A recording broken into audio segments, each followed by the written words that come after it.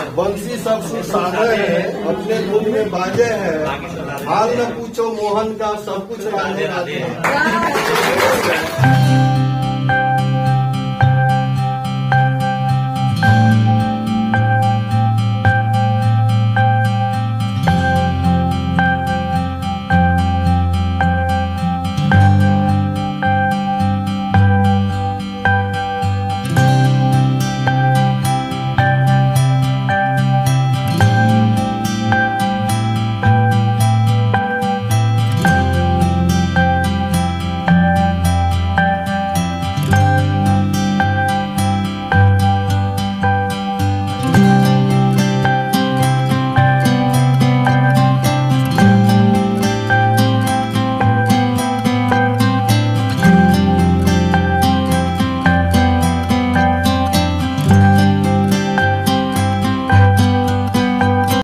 Hello everyone, आप सभी का स्वागत है एस्पिरेंट टॉक्स में। और आज का जो वीडियो होने वाला है वो ऐसे के ऊपर होने वाला है। और आपको बता दें कि बीपीएससी में जो अब ऑप्शनल पेपर नहीं रहेगा और उसके जगह पर जो न्यू पैटर्न के अनुसार ऐसे का पेपर लाया गया है जीएस में।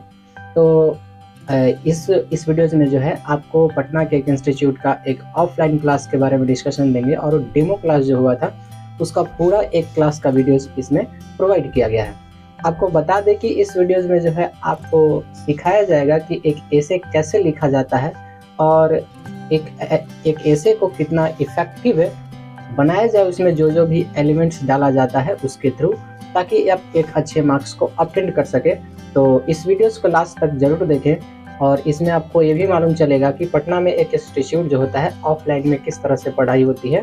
अगर आप भी अपने घर से तैयारी कर रहे हैं और पटना में आकर के तैयारी करना चाहते हैं तो आपको मालूम चलेगा कि ऑफलाइन का जो इंटरेक्टिव होता है वो किस तरह से होता है। तो इस वीडियो में आप अंत तक जरूर देखें, आपको मालूम चलेगा।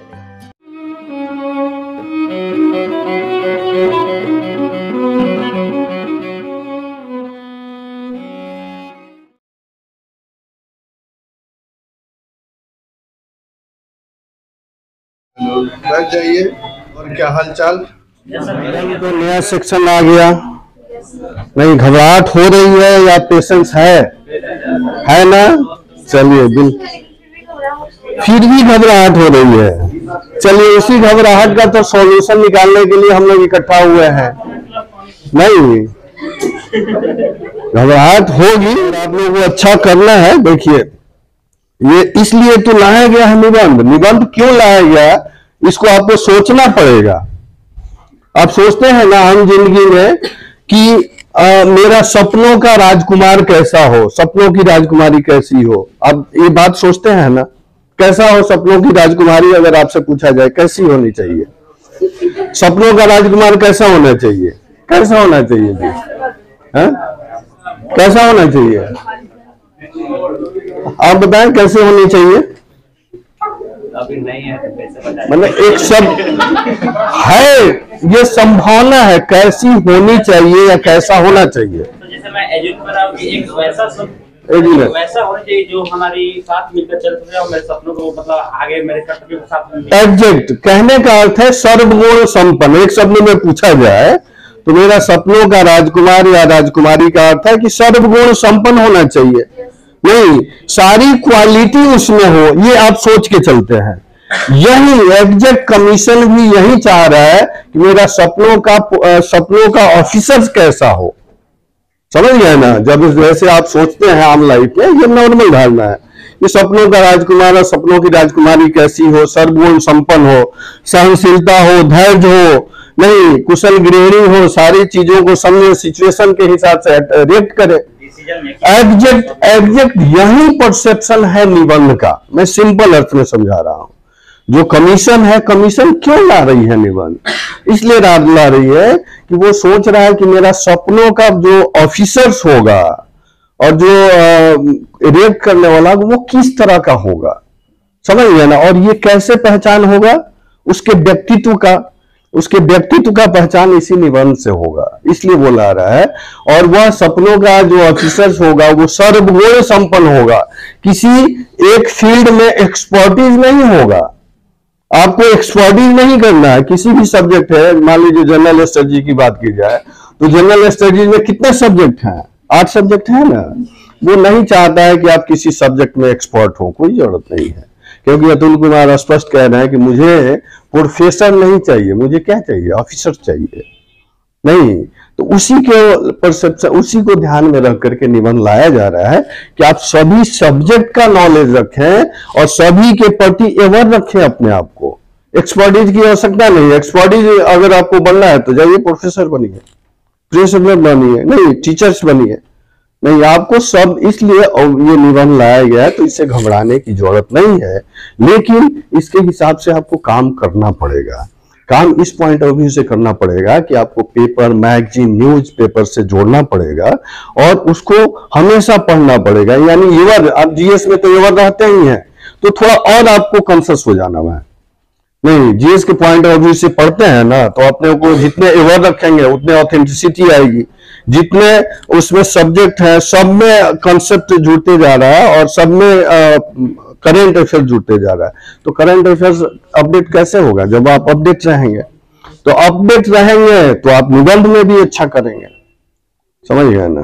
तो इसको ध्यान रखना है और घबराना नहीं है। हम लोग साथ में प्रैक्टिस भी करवाएंगे और सारे सेक्शन को कवर करवाएंगे, लेकिन ये ध्यान रखिएगा, ये परसेप्शन हटा दीजिएगा माइंड से कि जो आप उत्तर जीएस में लिखते हैं वो उत्तर निबंध में नहीं चलेगा। नहीं, निबंध जीएस में लिखते हैं उसमें इंफॉर्मेशन ज्यादा रहता है। जीएस का कोई भी अगर आंसर लिख रहे हैं उसमें फैक्ट अधिक रहते हैं, विश्लेषण कम होता है, समझ गए ना। लेकिन यहां पर देखेंगे, यहां पर तथ्यों की अपेक्षा, अगर जीएस की मैं बात करूं, थोड़ा सा हम लोग समझते चलते हैं, जीएस में आपका तथ्य जो होगा यह ज्यादा होगा विचार से, तथ्य ज्यादा होगा विचार से, और तथ्य की प्रायोरिटी यहां पे होती है जीएस में। लेकिन यही अगर निबंध की बात की जाए, निबंध की बात की जाए तो यहां पे विचार ज्यादा होंगे आपके। विचार ज्यादा होंगे किससे? विचार अधिक होंगे तथ्य से, तथ्य से। लेकिन जो भी तथ्य यहाँ पे होगा, जो भी फैक्ट होगा, उसमें ऑथेंटिसिटी होनी चाहिए। यहाँ थोड़ा बहुत फैक्ट अगर आप नॉर्मल तरीके से एरर भी कर देते हैं, गलत कर देते हैं, तो उतना ध्यान नहीं रखा जाएगा। लेकिन यहाँ पे कम तथ्य देंगे और उस तथ्य का ऑथेंटिसिटी होनी चाहिए और सही होना चाहिए, गलत नहीं होना चाहिए। तो यहाँ पर विचार की प्राथमिकता होगी। और विचार कैसे डेवलप होगा? विचार तभी डेवलप होगा जब आप अपने दिमाग को खोल के रखेंगे। नहीं, खोल के रखेंगे, देश दुनिया के चीजों को समझेंगे, जोड़ेंगे, तब ये सब चीजें क्लियर होंगी। इसी हिसाब से अगर इसी पे बात की जाए तो आप पहले से क्या करते आए हैं? पहले से करते आए हैं लेख। एक लेख होता है, नहीं, और दूसरा है निबंध। लेख होता है, निबंध होता है, नहीं, लेख होता है, निबंध होता है। लेख को क्या कहते हैं? आर्टिकल कहते हैं, इसको ऐसे कहते हैं। नहीं, तो आप अंडर मैट्रिक या एकेडमिक में क्या करते आए हैं? अभी तक ये करते आए हैं, नहीं, और ये करते आए हैं तो यह विवरणात्मक होता है। इसमें विवरण होते हैं, दिए जाते हैं। जैसे इसमें आप लिखते आए हैं कि हाँ गाय पे लेख लिखे, या अपने प्रिय टीचर्स पे लिखे, कोई महापुरुष का नाम दे दिया उस पर लिखे, तो आप जानते हैं, वैसे यहाँ लिखते आएंगे। लेकिन ये अब नहीं चलेगा। अब क्या चलेगा? ये चलेगा। और इसमें विचारात्मक निबंध होंगे, ये विचार से, उसमें अमूर्त हो जाएगा, मूर्त हो जाएगा, नहीं, अमूर्त चीजें होंगी, मूर्त होंगी। जैसे मान लीजिए यहाँ पर आपसे कहा जाएगा कि मैं अगर बिहार होता, नहीं, तो ये क्या हो गया? मैं अगर बिहार होता, तो ये आपसे पूछा जा रहा है आप अगर बिहार होते तो बिहार के डेवलपमेंट के लिए क्या करते आप? तो इसमें आपका विचार है, ना कि फैक्ट है। आपकी सोच कहां तक जा सकती है और उस सोच में हिस्टोरिकल बैकग्राउंड क्या है, हिस्टोरिकल बैकग्राउंड के साथ साथ वहां पर जो भी नेगेटिव पॉइंट हो सकते हैं, पॉजिटिव पॉइंट हो सकते हैं, उसको आप सपोर्ट करेंगे वहां पर, समझे। तो यहाँ विचारात्मक होंगे और विचारात्मक निबंध में मूर्त अमूर्त चीजें आएंगी, तथ्यात्मक आएंगी, काल्पनिक चीजें भी आएंगी। काल्पनिक चीजें जैसे आप देखेंगे यूपी पीसीएस और यूपीएससी में पूछते आया है कि क्या स्वच्छ हवा स्वच्छ जल रह जाएगा नारियल में और स्वच्छ हवा बांस की कोपड़ में। ये सेंटेंस दे दिया, इस पे आपको 1000 शब्द में निबंध लिखना है, समझेंगे क्या? स्वच्छ जल रह जाएगा नारियल में और स्वच्छ हवा बांस के कोपड़ में। इसका तात्पर्य क्या है? आपसे पर्यावरण संरक्षण के बारे में पूछ रहा है। अगर इसको डिफाइन करेंगे तो आपसे पूछ रहा है पर्यावरण संरक्षण के बारे में, इस पर निबंध लिखें। और इसमें जो ज्योग्राफी के बच्चे होंगे या जो साइंस टेक के बैकग्राउंड के होंगे, ये लोग बच्चे कहां से स्टार्ट करेंगे इसको? प्रदूषण के डिफिनीशन से नहीं, प्रदूषण के डिफिनीशन से स्टार्ट करेंगे, उसके बाद जो भी कंपोनेंट है उसका डिफाइन करेंगे, तब निकलेंगे। तो वो सब चीजें यहां नहीं चलेंगी निबंध में।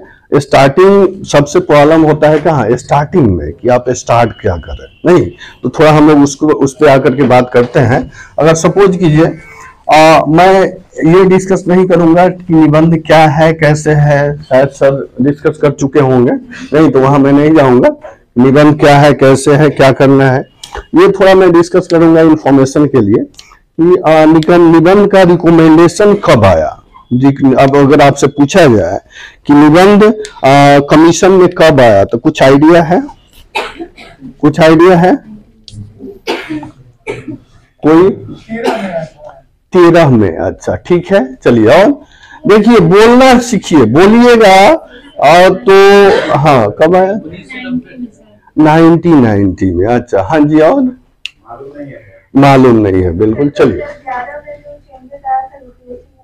2011 में। चलिए देखिए 1988 में सतीश चंद्रा कमेटी बनी थी, ध्यान रखेंगे, सतीश चंद्रा कमेटी बनी थी 1988 में। तो इसने रिकमेंड किया यूपीएससी में या कमीशन में कि यहाँ पर निबंध रखा जाए, क्योंकि निबंध से ही व्यक्तित्व की पहचान होती है। नहीं, व्यक्तित्व की पहचान होती है। और व्यक्तित्व में पहचान कब होगी? जब हम बच्चों से लिखवाएंगे और लेखन शैली के साथ साथ उसमें अभिधात्मक क्षमता की पहचान होगी। समझ गए ना? तो 1988 में ये सतीश चंद्रा कमेटी आई थी, सतीश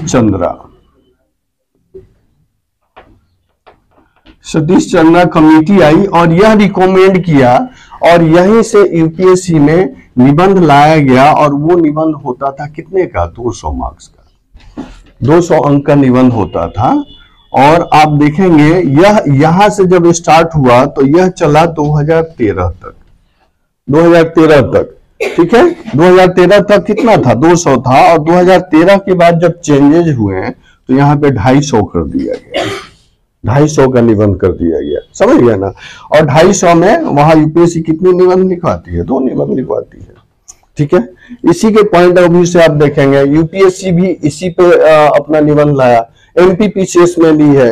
और यहाँ पर हम लोग बीपीएससी की बात कर रहे हैं। नहीं, बीपीएससी में कितने अंक का है? 300 अंक का। यानी कह सकते हैं अभी सबसे ज्यादा आप ही से व्यक्तित्व की पहचान करा रही है।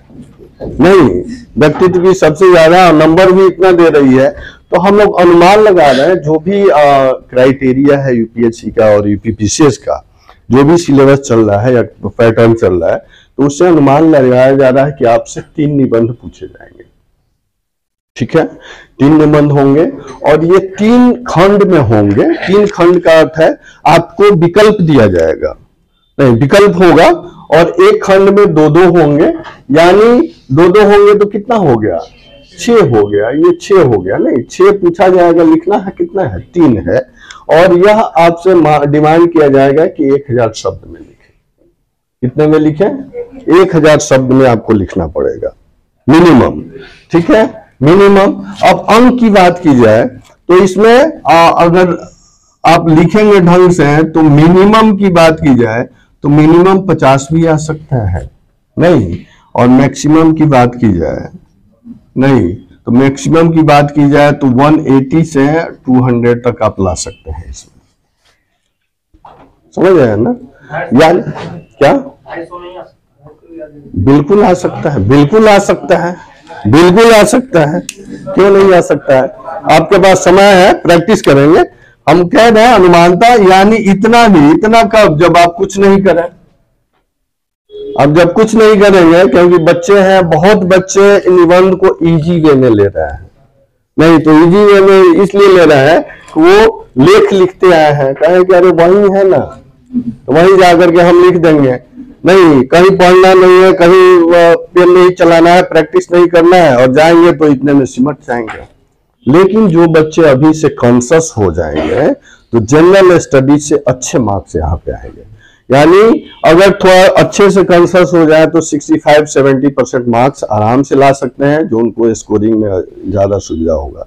ठीक है, तो अगर आप अच्छे से तैयारी कर रहे हैं तो पीछे से आवाज आ रही है 250, बिल्कुल जा सकते हैं। लेकिन 250 इसलिए थोड़ा टिपिकल है कि अभी तक यूपीएससी में मैक्सिमम मार्क्स की बात की जाए हिंदी मीडियम में तो 160 है 250 में। 250 में मैक्सिमम की बात की जाए तो 160 है। इंग्लिश मीडियम में है, इंग्लिश मीडियम में ज्यादा है। तो इसके अनुसार हम लोग अनुमान लगा सकते हैं, लगा रहे हैं कि अभी अगर प्रैक्टिस कर रहे हैं तो 65-70% मार्क्स बहुत इजीली आप एक्वायर कर लेंगे। ठीक है जी, चलिए। और कोई आप लोगों से जहन में कोई प्रश्न आ रहा हो किसी तरह का? यूपीएससी का ऐसा क्या यूपीएससी, जोर से बोलिए। यूपीएससी का ऐसे और बीपीएससी का ऐसे सेम रहने का चांसेस है? सेम रहने का चांसेस तो है, क्योंकि पैटर्न वहीं से हम लोग ले रहे हैं। नहीं, यूपीएससी यूपीपीसीएस क्या है, बिहार जो है यूपीपीसीएस का भाई है, वो समझ गए ना। और यूपीपीसीएस के पैटर्न पे, यूपीएससी के पैटर्न पे यूपीपीसीएस चलता है, तो नकल कर रहा है तो हो सकता है संभावना वो बने। लेकिन अभी जो है 68 में अगर अनुमान लगाया जाए तो थोड़ा नॉर्मल रहेगा। 69-70 से टॉप कर सकता है, लेकिन 68 में संभावना है, पहली बार इनरोल कर रहा है तो थोड़ा नॉर्मल रहेगा। तो नॉर्मल भी रहेगा तो देखिएगा, एक शब्द में आपका एक सेंटेंस में निबंध होता है, उस पर लिखना कितना है, 1000 शब्द। शब्द सीमा कैसे विस्तार करें, ये सबसे बड़ी समस्या है। नहीं, अगर आपसे समस्या की बात की जाए कि निबंध लिखने में अगर आपको समस्या की बात की जाए, समस्या तो क्या क्या समस्याएं आ सकती हैं, क्या समस्या आ सकती है? इसमें क्या लिखे क्या छोड़ा? बिल्कुल, क्या लिखे क्या छोड़े, पहला। नहीं, चलिए हम लोग एक एक बात करते हैं। क्या लिखें क्या छोड़े, और दूसरा कंटेंट ज्यादा कैसे बनाए। नहीं, यानी विषय वस्तु का विस्तार कैसे करें। नहीं, विषय वस्तु का विस्तार कैसे करें, विषय वस्तु का विस्तार कैसे करें, और सबसे इंपॉर्टेंट भूमिका कैसे लिखें, यही छोड़ जा रहा है। नहीं, भूमिका, अब भूमिका में भूमिका कैसे कहां से है ना, भूमिका कैसे और कहां से, और बताइए जी आप लोग क्या। ठीक है, और प्रारंभ वही है, भूमिका और प्रारंभ कैसे करें। लेकिन क्योंकि ध्यान रखेंगे भूमिका ही होता है जो परीक्षक से प्राथमिक पहचान होता है आपका। किसी भी पैटर्न की बात करूं, मैं जीएस की बात करूं, ऑप्शनल पेपर अगर हट गया तो उसको छोड़िए, जीएस की बात करूं और निबंध के भूमिका की बात करूं, तो भूमिका का अर्थ होता है कि आप परीक्षक से प्राथमिक पहली बार पहचान कैसे कर रहे हैं, परिचय कैसे दे रहे हैं। नहीं, तो परिचय ऐसा हो कि बिना देखे आपके पूरे व्यक्तित्व के बारे में वो पहचान जाए। सबसे टॉप सेक्शन है भूमिका। और भूमिका का अर्थ है कि पहली बार आप मिल रहे हैं लिखित रूप में, फेस टू फेस नहीं मिल रहे हैं, लिखित रूप में मिल रहे हैं, तो परीक्षक के पास इतना परोस दे जिससे वो पता चल जाए कि आपका व्यक्तित्व कैसा है, आपका परसेप्शन कैसा है, आपका सोच कैसा है। समझ गए ना, तो ये इफेक्टिव होनी चाहिए। सबसे प्रॉब्लम यहाँ होता है। ठीक है, प्रारंभ कैसे करें, तो प्रारंभ करने के लिए यहाँ पर आप किसी भी कोटेशन से स्टार्ट कर सकते हैं। कोई महापुरुष हैं, थिंकर हैं, उनका कोटेशन ले सकते हैं, कोई कविता ले सकते हैं, नहीं कोई संवैधानिक प्रावधान ले सकते हैं। जो भी डिसीजन है, जुडिशियरी डिसीजन हो रहा है, वहां से आप स्टार्ट करते हैं, वो विषय वस्तु पे डिपेंड करेगा। ठीक है जी। और क्या क्या समस्या आ सकती है बताएं आप लोग, और क्या क्या समस्या आ सकती है? निष्कर्ष कैसे लिखें, भाषा शैली कैसा हो, नहीं कंटिन्यूटी कैसे बढ़े, हम उसको लिंक करके कैसे बढ़ाएं। क्योंकि देखिएगा 1000 शब्द जितना टफ आपके लिए है उतना ही टफ परीक्षक के लिए है पढ़ना, समझ रहे हैं ना। जितना टफ आपके लिए है 1000 शब्द लिखना, इससे ज्यादा टफ है परीक्षक के लिए 1000 शब्द पढ़ना, समझ रहे हैं ना। क्योंकि वो बहुत बोर हो जाता है पढ़ते पढ़ते, इतना बंच कॉपी होगा और उसमें से 1000 शब्द में पढ़ना है, 3000 शब्द होगा, समय है उसके पास नहीं होगा, नहीं। तो उसको हम कैसे मजबूर कर दे पढ़ने के लिए, ये क्वालिटी होनी चाहिए, ताकि एक बार भूमिका पढ़े और पढ़ने के बाद वो फिसलन महसूस हो और वो फिसलते चले जाए निष्कर्ष की तरफ, तब आपको मार्क्स दे देगा। 250 कह रहे हैं ना, एग्जैक्ट 250 मिलेगा। लेकिन आप उसको बांध के तो रखिए, समझ गए ना। ऐसा नहीं कि तारतम्यता नहीं हो, निरंतरता नहीं हो। तारतम्यता का अर्थ है भूमिका आप लिख रहे हैं, उस कंटेंट से दूसरा आप विषय वस्तु स्टार्ट कर रहे हैं, उसमें कोई कनेक्टिविटी नहीं है, समझ गए ना। तो आप ऐसा स्टार्ट करें कि उसमें फिसलन महसूस हो और एक बार पढ़े तो वो पढ़ते चला जाए, उसको पता ही नहीं चले कि हाँ इसमें ब्रेक है।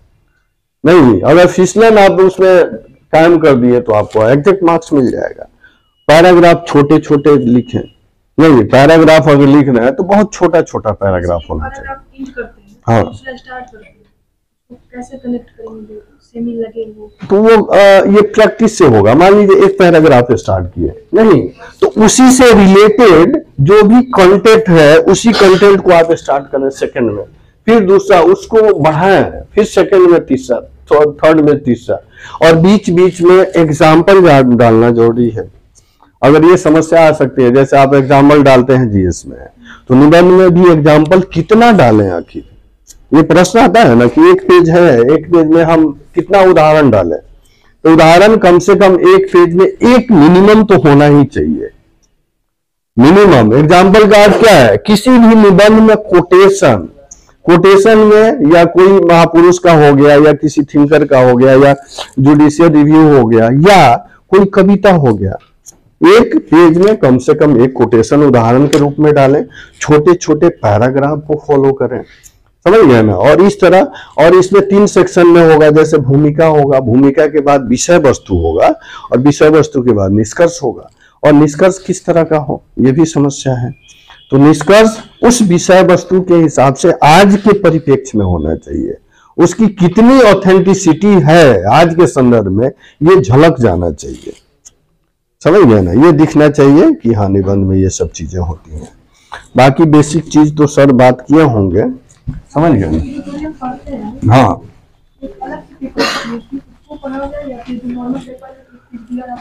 नहीं देखिए, अगर पेपर पढ़ रहे हैं तो पेपर में जो एडिटोरियल पेज होता है उसको पढ़ें, नहीं उसके बाद जो उसके बाद वाला जो खेल का होता है या कोई इकोनॉमिक्स इशू आ गया उस सबको पढ़ें, बाकी पढ़ने की जरूरत नहीं है, समझ गए ना। अधिक ध्यान नहीं, अगर आप ऐड कर सकते हैं तो 2 न्यूज़पेपर जरूर ऐड करें, ठीक है। हम मिनिमम 2 बाबू, हम लोग तो सजेशन कर रहे हैं कि 4-5 पढ़ सकते हो तो पढ़ो, नहीं अगर 4-5 पढ़ना है तो उसमें क्या लगेगा, एक न्यूज़पेपर पढ़ने में कितना समय मिल लगेगा आपको, मैक्सिमम 1 घंटा मैक्सिमम। लेकिन अभी एक से ही स्टार्ट करें और अपने आप को जोड़ें, कनेक्ट करें, नहीं। और कनेक्ट करने का अर्थ ये है कि आप उस लेवल पे पहुंच जाएं जिस दिन न्यूज़पेपर ना पढ़े उस दिन लगा कि कुछ मिसिंग है, मेरे जो डेली रूटीन है उसमें कुछ मिसिंग है। तो इस तरह अपने आप को आदत डालना पड़ेगा। क्लियर है जी। सर हिंदी मीडियम वालों के लिए कौन सा न्यूज़पेपर बेस्ट है? दैनिक जागरण यहाँ पे अवेलेबल है, एक दिन बाद ही मिलता है, अगर राष्ट्रीय संस्करण मिल जाता है तो वो करें, नहीं तो जनसत्ता और वो दैनिक जागरण राष्ट्रीय संस्करण अगर मिलता है, एक दिन बाद करके मिलता है तो उसको फॉलो करें, बेटर होगा। नहीं, राष्ट्रीय संस्करण की मैं बात कर रहा हूँ, हाँ राष्ट्रीय संस्करण दूसरा आता है और जनसत्ता नॉर्मल है। तो जनसत्ता का एडिटोरियल सेशन में ही हम लोग बात कर लेंगे कि न्यूज़पेपर कैसे पढ़ें और कैसे वहां से पिक आउट करें। नहीं, पढ़ना है और उसको काट करके अपने फाइल में रख देना है कि आप जब आगे बढ़ेंगे तो काम देगा। क्लियर है जी। चलिए अगर हम लोग बात करें, और ये तो इंफॉर्मेशन था छोटा, अगर भूमिका की बात की जाए, सपोज कीजिए आप निबंध लिख रहे हैं और भूमिका अगर लिख रहे हैं, भूमिका मेजर सेक्शन है, भूमिका नहीं, मेजर सेक्शन क्या होगा, भूमिका होगा कि कहां से स्टार्ट करें। बहुत समस्या आती है, आपके पास बहुत सारे कंटेंट होंगे, ऐसा नहीं है कि निबंध में जो भी कंटेंट हम लोग लिखे पढ़ेंगे टॉपिक, ये टॉपिक आप नहीं जानते हैं, सभी टॉपिक जानते हैं क्योंकि जीएस में आप पढ़े होते हैं नहीं, लेकिन यहां प्रॉब्लम हो जाता है कि हम कहां से स्टार्ट करें और कनेक्ट कैसे करें। नहीं, अगर आपसे पूछा जाए क्या जीएस का उत्तर निबंध का उत्तर हो सकता है, होगा, इस बुलावे में नहीं रहना है कि वो कभी नहीं होगा। नहीं, जीएस का उत्तर अलग होता है, उसका परसेप्शन अलग होता है, उसमें कंटेंट अलग होता है और उसका सेम उत्तर आप निबंध में ऐसे में नहीं कर सकते हैं। लिखेंगे तो इंफॉर्मेटिक, जीएस क्या है, इंफॉर्मेटिक है, इंफॉर्मेशन देता है नहीं। और इसमें क्या है, इसमें आपकी लेखन शैली का पहचान होगा, लेखन शैली के साथ साथ भाषा शैली नहीं, उसके बाद आपका सोच कितना डेवलप हो रहा है उसकी पहचान हो जाएगी। समझ गए ना। यानी आप देखेंगे कि दो तरह से पर्सनालिटी टेस्ट होती है। आपको पता है कि कमीशन का पैटर्न जो है 3 फेज में है, प्रीलिम्स है, स्क्रीनिंग टेस्ट, फिर मेंस है और मेंस के बाद इंटरव्यू है। एक समय हुआ करता था कि मेंस में 3-3 ऑप्शनल पेपर होते थे। ऑप्शनल पेपर का महत्व धीरे धीरे कम हो गया और अभी तो बिल्कुल कम हो गया। समझ गए ना। और आने वाले एक दो साल में हो सकता है वो जो क्वालिफाई मार्क्स रखा है उसको भी खत्म कर दे।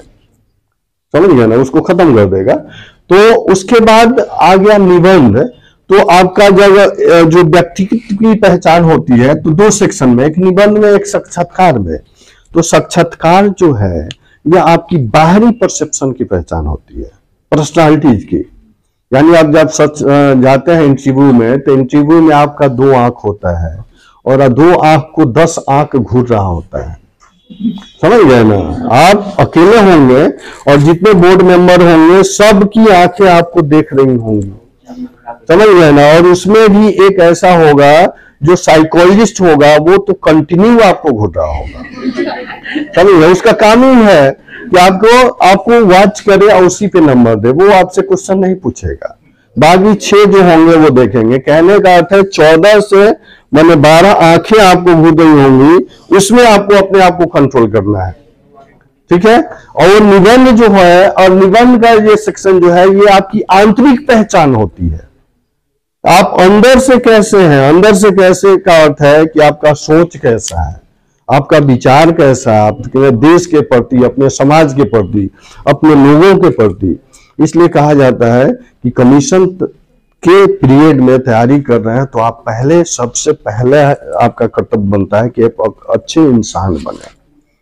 अच्छे इंसान बनेंगे तो वो झलकेंगी, वो निकल के आएंगी आपके लेखन शैली में, आपके विचार में, आपके व्यक्तित्व में।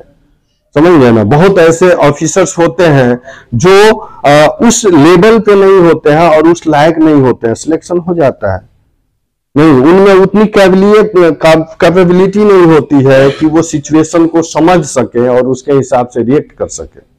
समझ गए ना। तो उन्हीं लोगों को छांटने का ये प्रक्रिया है कि निबंध से हम वैसे व्यक्ति की पहचान करें और वैसे व्यक्ति आए जो सिचुएशन को हैंडल करे और उसमें सारे गुण हो, सर्वगुण संपन्न हो। नहीं, तो सर्वगुण संपन्न कब होगा, जब आपका बौद्धिक विकास हो चुका होगा, सर्वांगीण विकास हो चुका होगा। सर्वांगीण विकास का अर्थ क्या है, चहुमुखी विकास, चौतरफा विकास। चौतरफा का अर्थ क्या हो गया, आपका सामाजिक, सांस्कृतिक, आर्थिक, राजनीतिक, धार्मिक, ये सारे विकास आपके हो चुके होंगे, तब वो चीजें निकल के आएंगी आपके विचार में। समझ गए ना। तो इन सब चीजों को ध्यान रखना होगा, क्योंकि हम जो है हम असमंजस में रहते हैं, हम सपने में रहते हैं। हम सपने में थे तभी हम गुलाम हो गए। अब सबको पता है। और निबंध जो है ये बहुविषयी हो जाएगा। बहुविषयी यानी आपके ज्ञान का परीक्षण होगा, और ज्ञान का परीक्षण होगा तो वो बहुविषयी आधार पर होगा। बहुविषयी का अर्थ क्या है, आपका राजनीतिक ज्ञान कैसा है, आपका इतिहास का ज्ञान कैसा है, संस्कृति का ज्ञान कैसा है, समाज का ज्ञान कैसा है, प्रौद्योगिकी का ज्ञान कैसा है, समझिए देश दुनिया की समझ कैसी है, ये बहुस्तरीय परीक्षण होगा, समझिए। तो इसके लिए आपको कॉन्शियस रहना पड़ेगा और इसी बहुस्तरीय परीक्षण का अर्थ है कि आप देखेंगे कि हम उस सपने में थे और उस सपने में जी रहे थे कि एक समय ऐसा था कि क्लाइव की तोपें गरजी और हम गुलाम हो गए ना जी। क्यों? क्योंकि हम पहले से परसेप्शन में थे कि हमारा इतिहास स्वर्णिम रहा है। हमने ही विश्व को वो सारी चीजें दी जो विश्व में पहले नहीं थी, यानी हमने ज्ञान दिया, विज्ञान दिया, नहीं साहित्य दिया, हमने खगोल दिया, वो सारी चीजें हमने दी और ये सारी चीजें हमारे एंशिएंट में थी, नहीं इस परसेप्शन में थे। एंशिएंट का अर्थ है कि आप देखेंगे कि वो अखंडता, सहिष्णुता, ये सब चीजें हमारे वैदिक काल में थी, वैदिक संस्कृति में। वैदिक संस्कृति का अर्थ है कि मैं ऋग्वैदिक काल के तरफ इशारा कर रहा हूं, उत्तर वैदिक काल के तरफ नहीं। ऋग्वैदिक काल जो था वो हमारे समाज को सुसंगठित करके रखा था, नहीं उसमें कॉपरेशन की भावना थी, सभी एक दूसरे को हेल्प करते थे। वहां महिलाओं की स्थिति अच्छी थी, आप देखेंगे कि महिलाएं पढ़ी लिखी होती थी, महिलाएं विदुषी होती थी, महिलाओं को ही घर कहा गया, यानी अमाजू कहा गया, जायदे स्तंभ कहा गया। महिलाएं ही घर है, घर ही महिलाएं हैं, नहीं इस वजह से देखिएगा कितना स्वर्णिम काल रहा। फिर आप आगे बढ़ेंगे तो आप देखेंगे कि विश्व में 16वीं शताब्दी में धार्मिक सामाजिक सुधार आंदोलन हुआ, हमारे यहाँ 4वीं शताब्दी में हो चुका है बौद्ध धर्म और जैन धर्म के रूप में, नहीं और उन्होंने एक नैतिकता स्थापित कर दी विश्व परिदृश्य पर। उसके बाद आप देखेंगे मौर्य साम्राज्य अखंडता के लिए जाना जाता है, एक अखंड भारत का निर्माण हुआ है। आप देखेंगे वैदिक काल में हमने कुल से क्या बना, कुल से हम ग्राम जन बने, कुल से हम ग्राम बने, ग्राम से 20 बने, 20 से जन बने, जन से जनपद बने, फिर महाजनपद बने और मौर्य काल में जाकर के अखंड भारत का निर्माण हो रहा है। नहीं अखंड भारत का निर्माण यानी कह सकते हैं उड़ीसा से लेकर के कश्मीर तक और यहाँ अफगानिस्तान से बंगाल तक एक अखंड भारत का निर्माण हुआ, वो स्वर्णिम काल था। गुप्त काल में देखेंगे कि कला साहित्य स्थापत्य में स्वर्ण काल था। अखंडता केंद्रीकृत सत्ता के रूप में देखेंगे तो हर्षवर्धन का काल, यानी उन सब चीजों के तरफ हमारे जो साहित्यकार हैं या जो भी इतिहासकार हैं सब इशारा करते हैं। और उसी भुलावा में हम थे कि मध्यकाल में क्या हो गया, हम सो गए, अपने कर्तव्य से विमुख हो गए। वही कर्तव्य का एहसास करा रही है कमीशन निबंध के माध्यम से कि आप अपने कर्तव्यों को जाने, अपने धर्म को जाने। आपका धर्म का अर्थ क्या है? धर्म का अर्थ रिलीजन नहीं है, संप्रदाय नहीं है। धर्म जो है ध धातु से बना है और ध धातु का अर्थ होता है धारण करना। क्या धारण करना? अपने कर्तव्य को धारण करना और आपका मानव होने के प्रति कर्तव्य क्या है? आपका समाज के प्रति, अपने माता पिता के प्रति, अपने देश के प्रति, अपने राष्ट्र के प्रति। इस कर्तव्य को हम भूल गए थे मध्यकाल में, तभी हम गुलाम हो गए और क्लाइव की तोपें गरजी और हम गुलाम हो गए। परसेप्शन पूरा चेंज हो गया। और शायद अगर तोपें नहीं गरजी होती तो हो सकता था कि धार्मिक सामाजिक सुधार आंदोलन हुए हैं और राजा राम मोहन राय, विवेकानंद, ये जो लोग हैं शायद ये लोग उस समय नहीं आते, वो सोच नहीं डेवलप होती। नहीं, वो सोच डेवलप होने में आने में समय लग जाता। नहीं तो कहा जाता है कुछ चीजें अच्छे के लिए होती हैं, कुछ चीजें बुरी होती हैं, लेकिन अच्छा को हमेशा स्वीकार करना चाहिए, समझ गए ना। तो हमेशा इशारा करते हैं ये लोग कि देखिए हमारा अतीत जो था कि कितना स्वर्णिम था और उस अतीत को भूल करके हम जो वर्तमान समय था मध्यकाल, उसमें क्या हो गया था, हम सो गए थे। इसलिए उसको डार्क एज कहा जाता है। डार्क एज क्यों कहा जाता है? क्योंकि वहां पे सांप्रदायिकता बहुत चरमोत्कर्ष पर थी, धर्म में आडंबर था, जातिवाद था, वर्ण व्यवस्था था। नहीं, हम आपस में बटे हुए थे। हम जब संगठित थे तो हम सुखी थे और हम आपस में बट गए धर्म के नाम पर, जाति के नाम पर, वर्ण व्यवस्था के नाम पर। तो दूसरा जो था वो आकर के हमारे घर में बैठ करके हमारे पे ही राज किया। नहीं, और वो जो था जमरीन था और वो वास्को डी गामा आया तो देख लिया ना, आपको देख लिया कि आप आपस में लड़ रहे हैं और आपस में बटे हुए हैं, तभी तो दूसरे बार तोप ला करके आप पे अटैक कर लिया और आप पे राज किया। नहीं, तो उन सब चीजों को याद कराते हैं कि भैया कहते हैं कोई नहीं, हमारा स्वर्णिम काल था, हम सो गए हैं, तो अब आवश्यकता है जग जाने की। हम जगेंगे तब हम स्वतंत्र होंगे। तो निबंध में आपको धार्मिक सामाजिक सुधार आंदोलन के साथ साथ राष्ट्रीय जागरण भी दिखेगा, राष्ट्रीय चेतना भी दिखेगा, वो संवैधानिक प्रावधान भी दिखेंगे, वो प्रस्तावना का मूल्य भी दिखेगा। समझ रहे ना? तो इन सब चीजों को समावेशित करके हम लोगों को आगे बढ़ना है, और इन सब चीजों को समावेशित करके आगे बढ़ेंगे तो आपका मार्क्स अच्छा आएगा। मार्क्स तभी अच्छा आएगा बाबू कि पहले आप अपने पर काम करें। नहीं, अपने पर काम करने का अर्थ है आप अपने पर काम करेंगे, नैतिक रूप से मजबूत हो जाएंगे, तो वो सारी चीजें आसान हो जाएंगी। कोई दुनिया में कोई चीज कठिन नहीं है, सब किया जा सकता है, लेकिन पहले है आप में विश्वास होनी चाहिए, आप में धैर्य होनी चाहिए। ठीक है जी? नहीं तो मेरा सेक्शन है, जैसे निबंध का सेक्शन ज्यादा है, और उसमें हम लोग 2-3 लोग हैं, 3 टीचर होंगे, अलग अलग सेक्शन में हम लोग आपके साथ जुड़ेंगे। और मेरा सेक्शन होगा सांस्कृतिक, सामाजिक और साहित्यिक। समझ गया ना? सांस्कृतिक, सामाजिक और साहित्यिक सेक्शन होगा। इन सेक्शन के साथ मैं रहूंगा, और उसमें हम लोग पूरे क्राइटेरिया की बात करेंगे, और मैं आपको सिखाऊंगा, लिखाऊंगा तो है ही, लेकिन सिखाऊंगा कि आप कैसे लिखें। आप ये मान के चलेंगे कि हम यहाँ सीखने आ रहे हैं। समझ गए ना? तो हम लोग सिखाएंगे कि भूमिका कैसे लिखें, कितने तरह से भूमिका लिखे जा सकते हैं, फिर विषय वस्तु का विस्तार कैसे करें, लिंक कैसे हो, फिर निष्कर्ष कैसे खत्म करें। तो इन सब चीजों पर हम लोग काम करेंगे। ठीक है? तो नहीं, बिल्कुल। देखिए, विषय वस्तु के हिसाब से अगर मान लीजिए उसमें डिमांड कर रहा है किसी क्षेत्र का, नहीं तो वहां क्षेत्र भी दिखा सकते हैं। उसका कंटेंट, जैसे फॉर्मेटिंग की हम लोग बात करेंगे, फॉर्मेटिंग के हिसाब से अगर मान लीजिए स्टोरी के तरह हम लोग काम करें तो वो आप याद नहीं कर पाएंगे और वो ज्यादा दिन तक रह नहीं पाएगा। तो हम लोग फॉर्मेटिंग करेंगे, फॉर्मेटिंग के हिसाब से काम करेंगे। ठीक है? तो इसलिए चिंता नहीं करना है। तो एक टॉपिक हम लोग देखें ताकि आपको पता चल जाए कि क्या करना है, कैसे है इसमें। और कुछ अगर इससे जुड़ा हुआ कोई भी प्रश्न आपके जहन में है तो आप पूछ सकते हैं। इसमें पॉइंट में नहीं लिखना है। पॉइंट में लिखेंगे तो वो जनरल स्टडीज का उत्तर हो जाएगा। हाँ, तो इसमें क्या है, यहाँ पैराग्राफ। अब देखिए, पहले हम लोग सिखाएंगे तो ये बात करेंगे कि हाँ भूमिका होगा, विषय वस्तु में ये सेक्शन होंगे, फिर निष्कर्ष होंगे। हम लोग सिखाएंगे, उस तरह लिखाएंगे, लेकिन वहां पर जब एग्जाम में अटेम्प्ट करेंगे तब वहां आप मेंशन नहीं करेंगे कि भूमिका लिख करके भूमिका नहीं लिखना है, क्योंकि जब आप लिखेंगे तो एग्जामिनर को खुद पता चलेगा कि ये भूमिका है। और भूमिका का अर्थ ये नहीं है कि शॉर्ट भूमिका। निबंध में 2-3 पैराग्राफ का भूमिका हो सकता है। समझ गए ना? तो आप उसी को, जो पॉइंट फॉर्मेट की बात कर रहे हैं, तो उसी को क्या करें, पैराग्राफ में, छोटे छोटे पैराग्राफ में डाल दें।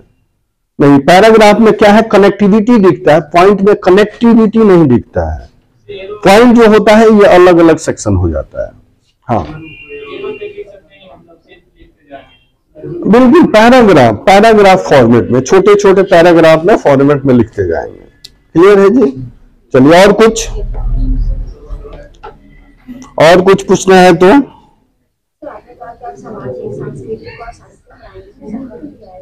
हाँ, साहित्यिक, वही ना, सामाजिक, सांस्कृतिक और साहित्यिक। और हम लोग छोटे सेक्शन से स्टार्ट करेंगे, जैसे भूमिका। एक छोटा टॉपिक होगा, यहाँ पर हम लोग डिस्कस करेंगे भूमिका कैसे लिखें, नहीं, या भूमिका में क्या क्या लिखें,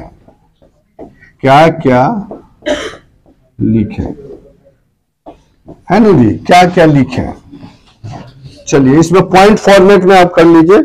पॉइंट फॉर्मेट में जैसे भूमिका आप स्टार्ट कर सकते हैं कोई कथन से।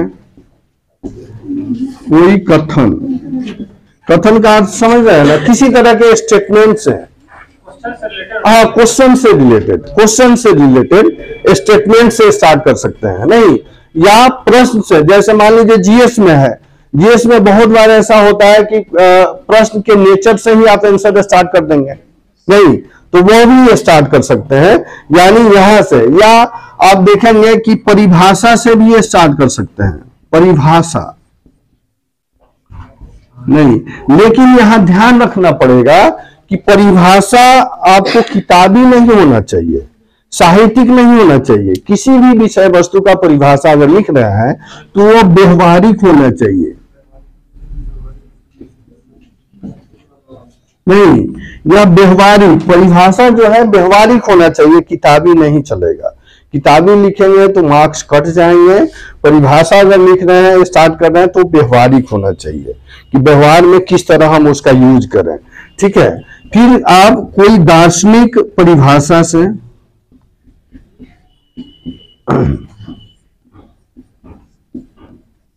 परिभाषा, दार्शनिक परिभाषा से स्टार्ट कर सकते हैं। दार्शनिक परिभाषा का अर्थ क्या है? ये दार्शनिक दर्शन, ये दर्शन से बना है। दर्शन का अर्थ क्या होता है? देखना। अपने नजर से किसी विषय वस्तु को आप किस तरह देख रहे हैं, आपका विचार कैसा है, उस तरह, यानी कोई भी दार्शनिक है, परिभाषा दिया है तो उससे स्टार्ट कर सकते हैं। नहीं, या कोई साहित्यिक उदाहरण से, कोई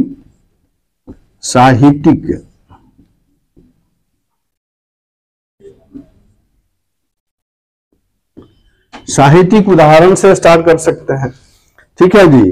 फिर आप स्टार्ट कर सकते हैं कोई लोक कथा से। नहीं, कोई लोक कथा, लोक कथा का अर्थ समझ रहे हैं?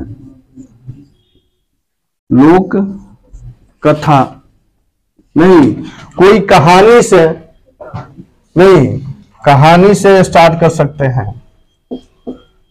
कोई कहानी से। हाँ हाँ, लोक कथा का अर्थ लोकोक्ति नहीं होता है, या प्रचलन है, आम जनजीवन में प्रचलन कहानियां हैं, उससे, हाँ, कहावत, उससे स्टार्ट कर सकते हैं। नहीं, या कोई भी जुडिशियल रिव्यू आया है, यानी संवैधानिक प्रावधान है। नहीं, संवैधानिक प्रावधान से, ठीक है, संवैधानिक प्रावधान से स्टार्ट कर सकते हैं। फिर कोई भी अगर समसामयिकी घटना है, उससे स्टार्ट कर सकते हैं। ठीक है, और लास्ट में आप देख सकते हैं कि जैसे हम लोग जीएस में स्टार्ट करते हैं अक्सरहा प्रश्नवाचक चिन्ह, प्रश्नवाचक शैली से, प्रश्नवाचक शैली से स्टार्ट कर सकते हैं। ठीक है, ये क्या होता है प्रश्नवाचक? जैसे जीएस में होता है ना, जीएस में कोई भी प्रश्न है तो प्रश्न के नेचर से ही स्टार्ट कर सकते हैं, प्रश्न की भाषा से स्टार्ट करते हैं, प्रश्न की भाषा से स्टार्ट कर सकते हैं, तो उसी से आप आंसर स्टार्ट कर सकते हैं। ठीक है, जैसे मैं एक एग्जांपल दिया, पर्यावरण संरक्षण से पूछ लिया। नहीं, पर्यावरण संरक्षण से जो भी मुद्दे हैं ये पूछ लिए, तो आप पर्यावरण संरक्षण में पर्यावरण के डिफिनीशन से नहीं स्टार्ट करके इस कोटेशन से स्टार्ट कर सकते हैं, जो कोटेशन में बताया कि क्या स्वच्छ जल रह जाएगा नारियल के पानी में, और स्वच्छ हवा बांस के कोपर में। हाँ, बांस के खोल होता है ना, बांस के कोपर जाइएगा अब, बांस जहां होता है ना वहां पे जाइएगा, बहुत स्वच्छ हवा मिलता है, बहुत स्वच्छ हवा मिलता है वहां पे, समझ गए ना। तो ये बहुत बड़ा कोटेशन है। क्या स्वच्छ हवा रह जाएगा? क्या चिड़ियों को भी सुबह और शाम का पता नहीं होगा? नहीं, कहा जाता है कि ये देखिए, अभी जैसे जैसे हम आधुनिक समाज की तरफ बढ़ रहे हैं, आधुनिकता की तरफ बढ़ रहे हैं, तो ग्रामीण जीवन से कट रहे हैं और शहर में आ रहे हैं, मेट्रो सिटी में आ रहे हैं, तो हमें दिन रात का ख्याल ही नहीं आता है, पता ही नहीं चलता है। नहीं, क्योंकि यहाँ पर इतनी लंबी चौड़ी इमारतें बनी होती हैं और लाइट इतना होता है कि दिन रात का आपका ख्याल नहीं रहता। अपने जीवन में आप इतने व्यस्त हो जाते हैं कि आपको ख्याल ही नहीं रहता है उन सब चीजों का। नहीं, तो ग्रामीण संस्कृति को हम छोड़ करके, जब जैसे हम शहरी संस्कृति में आ रहे हैं, आधुनिकता की तरफ बढ़ रहे हैं, अपने आप को आधुनिक महसूस कर रहे हैं, तो वो सारी सभ्यता संस्कृति हम छोड़ रहे हैं। जो हमारी परंपरा है, हमारी परंपरा, हमारी संस्कृति क्या है कि हम गांव में रहते थे और सभी मिलजुल करके एक दूसरे को हेल्प करते थे, हेल्पिंग नेचर था, वहां छल कपट नहीं था, देश भावना नहीं था, नहीं, सहयोगी रूप में हम काम करते थे। लेकिन जब हम वहीं से शहर में आ गए तो द्वेष हो गया, छल कपट की भावना हो गई। आप मित्र मंडली में ही देखते होंगे कि आपका बहुत गहरी दोस्ती होगी, लेकिन आपके पीठ पीछे वो बहुत भला बुरा कहता होगा। समझ गए ना? हर एक जगह हो जाएगा, एन मौके पे आपका नोट्स ले जाएगा, एक सप्ताह गायब हो जाएगा। तो ये सब क्या है? ये सब शहरी प्रकृति उस पर हावी हो जा रही है। तो कहने का था हम अपने सभ्यता संस्कृति को छोड़ करके आज जब आ रहे हैं शहर में, तो हम अत्यधिक आधुनिक हो जाएं, और जब हम अधिक आधुनिक होंगे तो हम क्या होंगे? आत्म केंद्रित हो जाएंगे। आत्म केंद्रित का अर्थ क्या है? हम सेल्फ सेंटर्ड, यानी अपने बारे में सोचेंगे, जो हमारा संविधान भी इसका विरोध करता है, हमारी सभ्यता संस्कृति भी विरोध करती है। हमारा संविधान, हमारी सरकार सब क्या कहता है? हम सामूहिकता की बात करते हैं। नहीं, सामूहिकता का अर्थ क्या है? हम सबका साथ सबके विकास की बात करते हैं।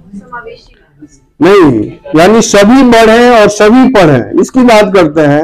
लेकिन जब हम आधुनिक होंगे, सेल्फ सेंटर्ड होंगे, आत्म केंद्रित हो जाएंगे, और आत्म केंद्रित जैसे ही होंगे तो हमारे में आत्महत्या की प्रवृत्ति डेवलप हो जाएगी। क्योंकि आपको पता है कि मानव जो है एक सामाजिक प्राणी है। समाज से कट करके मानव कभी सर्वाइव नहीं कर सकता है। समझ गए ना?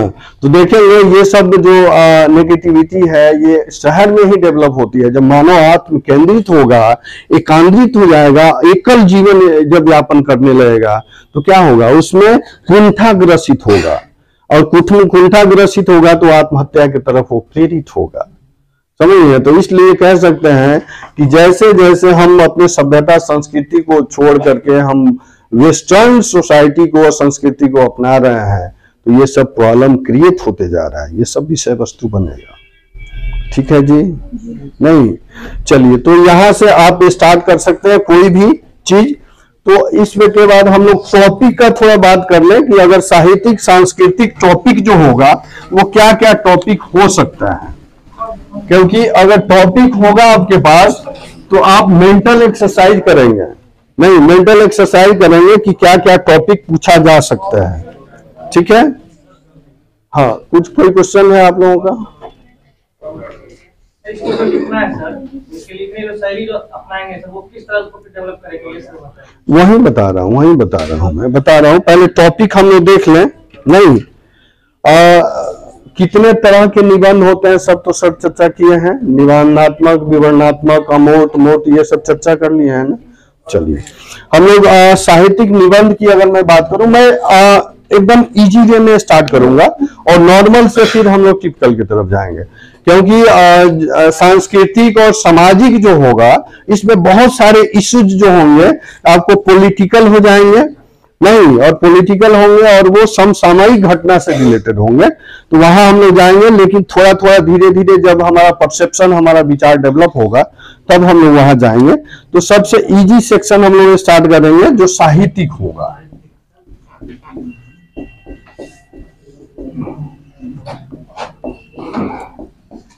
निबंध, साहित्यिक निबंध।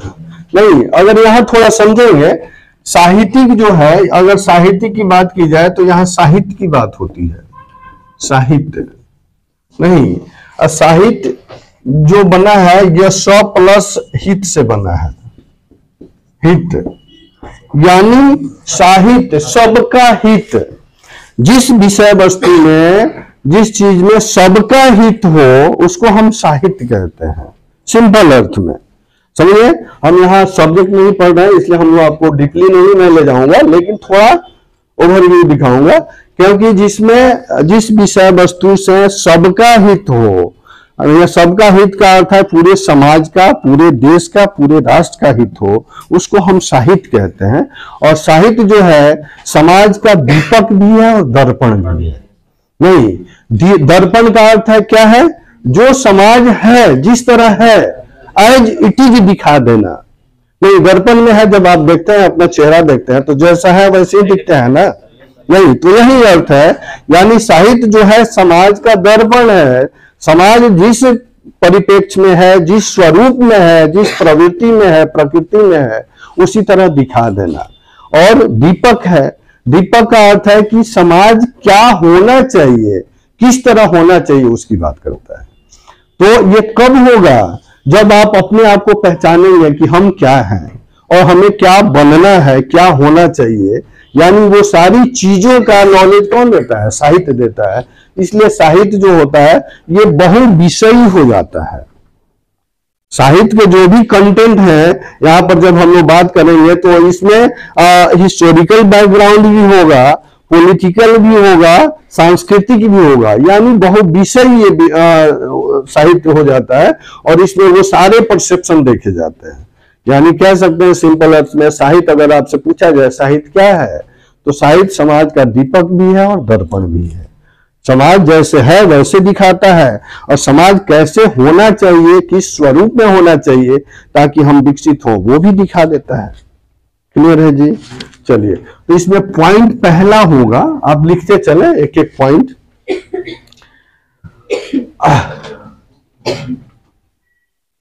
साहित्य, ये सब टॉपिक बना है, साहित्य या काव्य। काव्य में सत्यम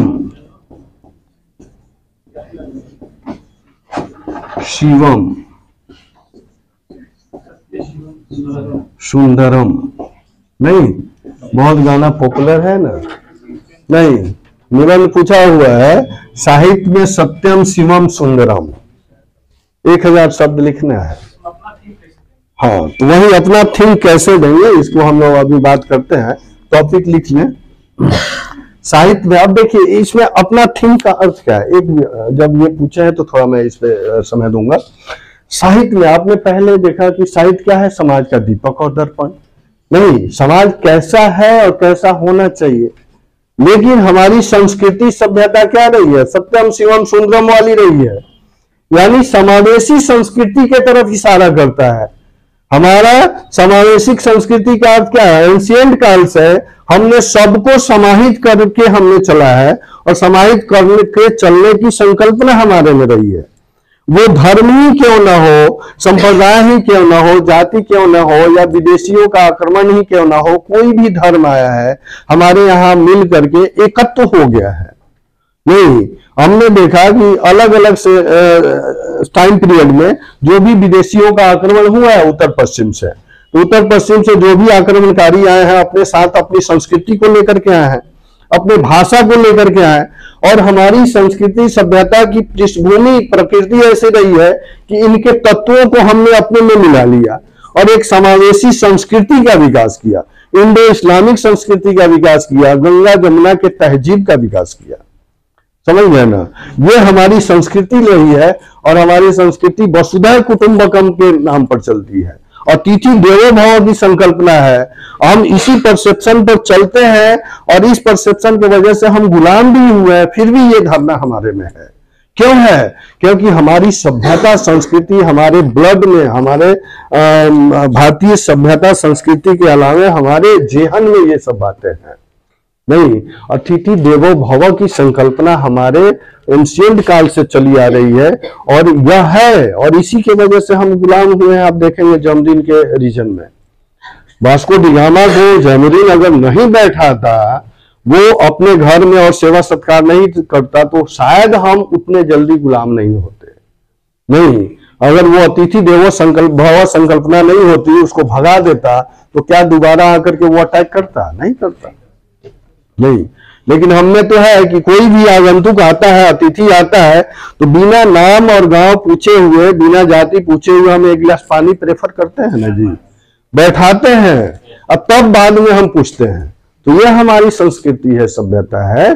तो इस संकल्पना पर चलना है, यानी हमने वसुधैव कुटुंबकम का है, सबको साथ में मिला करके चलने की संकल्पना है, और बहुत अच्छी सभ्यता संस्कृति है, और इसी के परिणाम है हमारा संविधान। संविधान का उद्देश्य भी है, प्रस्तावना भी तो यही कहता है। लाखों बच्चे जो हैं ग्रामीण पृष्ठभूमि के हैं, महिलाएं हैं या जो भी बच्चे हैं, सब घर द्वार छोड़ करके आई हैं अपने सपनों को साकार करने के लिए।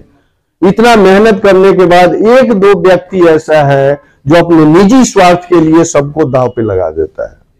नहीं, तो ये हमारी सभ्यता नहीं है, हमारी संस्कृति नहीं है। हमारी संस्कृति है नैतिक प्रधान संस्कृति है, नैतिकता स्थापित करने के लिए प्रेरित करती है। समझ गया ना? यही कह सकते हैं सत्यम शिवम सुंदरम वाली संस्कृति हमारे में है। ठीक। साहित्य राष्ट्रीय सांस्कृतिक, साहित्य राष्ट्रीय संस्कृति का पोषक है,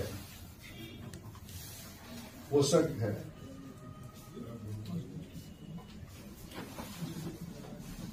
नहीं, दूसरा कबीर, कबीर एवं गांधी, गांधी की तुलना, कबीर और गांधी की तुलना। ठीक है। नेक्स्ट, साहित्य की प्रासंगिकता, यहां लिख दे रहा हूं, साहित्य की प्रासंगिकता, प्रासंगिकता, साहित्य की प्रासंगिकता। नेक्स्ट पॉइंट लिखेंगे, भक्ति काल में सामंतवादी विरोधी चेतना, भक्ति काल में सामंतवादी, सामंतवादी विरोधी चेतना, सामंतवादी विरोधी चेतना। नेक्स्ट पॉइंट, साहित्य में, साहित्य में नारी, साहित्य में नारी। ठीक है जी। नेक्स्ट, साहित्य, साहित्य समाज का प्रतिबिंब है, समाज का प्रतिबिंब है, न कि दर्पण, न कि दर्पण। इसको अपने भाषा से, स्टेटमेंट से प्रूव करना होगा। नहीं, क्या दीपक और प्रतिबिंब, प्रतिबिंब, प्रतिबिंब मीन्स क्या होता है? छाया, छाया। और दर्पण, दर्पण जो दिखाता है, समझ गए ना? प्रतिबिंब का अर्थ होता है छाया। तो हम लोग डिफाइन करेंगे। एक और पॉइंट लिखिए, तुलसी के संबंध में, तुलसी के संबंध में सामंतवादी, सामंतवादी विरोधी चेतना।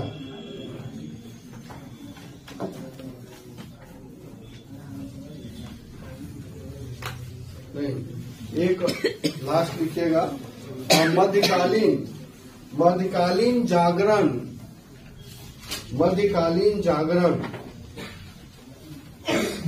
और सामंतवाद, मध्यकालीन जागरण और सामंतवाद, सामंतवाद। ठीक है बाबू, ये जितने टॉपिक लिखाए हैं मैं इनको भूमिका लिखाऊंगा 4-5 तरह का, और सारे टॉपिक के भूमिका वही हो जाएंगे। मैं इस तरह इसलिए आपको इकट्ठा किया कि आप लोगों को पता चले ये सारे के भूमिका हम कैसे, जैसे हम लोग का टारगेट है कि 50 से 60 हम लोग कराएं, और इसमें आप अगर देखेंगे तो आप 150 से 200 निबंध लिख सकते हैं। तो वो परसेप्शन डेवलप कर देना है, आपको सिखा देना है कि आप किस तरह भूमिका स्टार्ट करें, कंटेंट विषय वस्तु का विस्तार कैसे करें और उसका निष्कर्ष कैसे करें। तो घबराना नहीं है और अपने आप पर विश्वास रखना है। 2 मिनट बाबू, अपने आप पर विश्वास रखना है। जब तक आप अपने आप पर विश्वास नहीं रखेंगे आप नहीं कर पाएंगे। नहीं तो कहा जाता है ना, एक कविता है, बंसी सब सुर सागर है, अपने धुन में बाजे है, हाल न पूछो मोहन का सब कुछ राधे राधे है। आप अपने पे ध्यान रखें और अपने पे पेशेंस रखें, टेंशन नहीं लेना।